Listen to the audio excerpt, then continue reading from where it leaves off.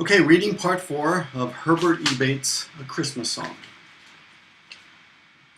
While she went away to dress, he drank gin and stumped about the room. She came back in her black coat with a black and crimson scarf on her head, and Freddie Williamson said, "Whizzo, that's better, good old Clara," and kissed her again, running clumsy, ruffling hands over her face and neck and hair. When they went downstairs, someone was tapping lightly on the glass of the street door.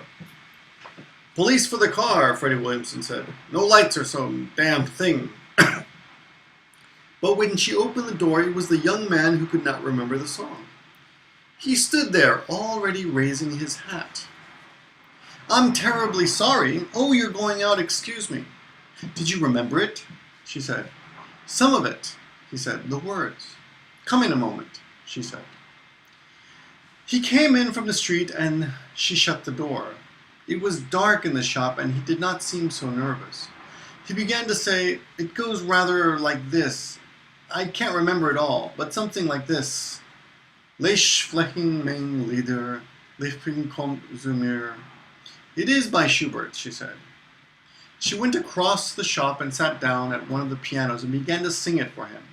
She heard him say, "That's it, that's the one," and Freddie Williamson fidgeted with the latch of the shop door as he kept one hand on it, impatient to go. "It's very beautiful," the young man said. "It's not a Christmas song. But somehow..." Freddie Williamson stamped noisily into the street, and a second or two later, she heard him start up the car. The door catch rattled where he had left it open, and a current of cold air blew into the dark shop. She had broken off her singing because after the first verse she could not remember the words. "Softly fly my songs, loved one, come to me." She was not sure how it went after that. "I'm sorry, I can't remember the rest," she said. "It's very kind of you," he said. The door irritated her by banging on its catch. She went over and shut it, and out in the street, Freddie Williamson blew impatiently on the horn of the car. "Was it the record you wanted?" she said. "There is a very good one, if it's not too much trouble." "I think I can find it," she said. "I'll put on the light."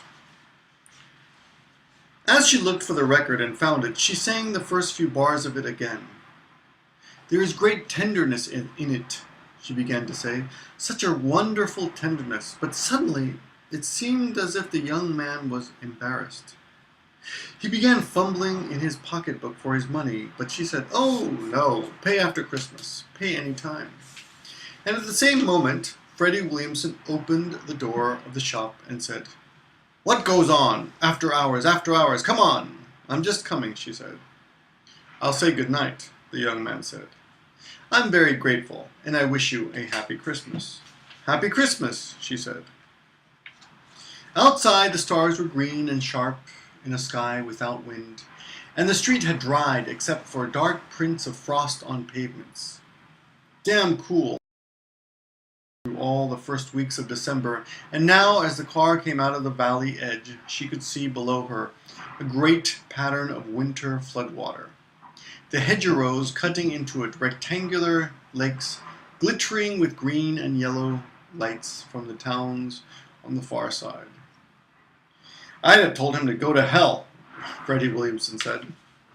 "I call it damn cool, damn cool." "See the floods?" she said. "They'll be skating." "The damn cheek people have," Freddie Williamson said. "Damn cheek." He drove the car with sulky abandon into the gravel drive of the big Edwardian house. Dead chestnut leaves swished away on all sides, harsh and brittle, and she could see frost white on the edges of the big lawn. "One before we go in," Freddie Williamson said.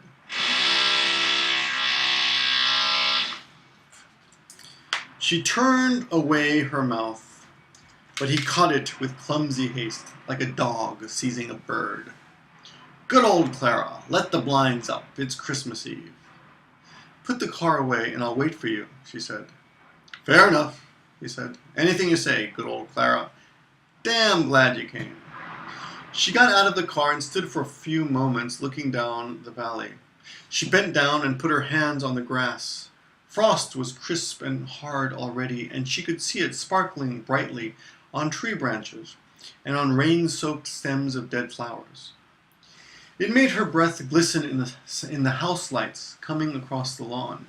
It seemed to be glittering even on the long, wide floodwaters, so that she almost persuaded herself the valley was one great river of ice already, wonderfully transformed.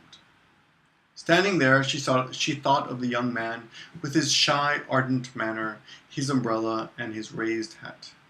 The song he had not been able to remember began to go through her head again. Softly fly. Softly fly, my songs. Loved one, come to me.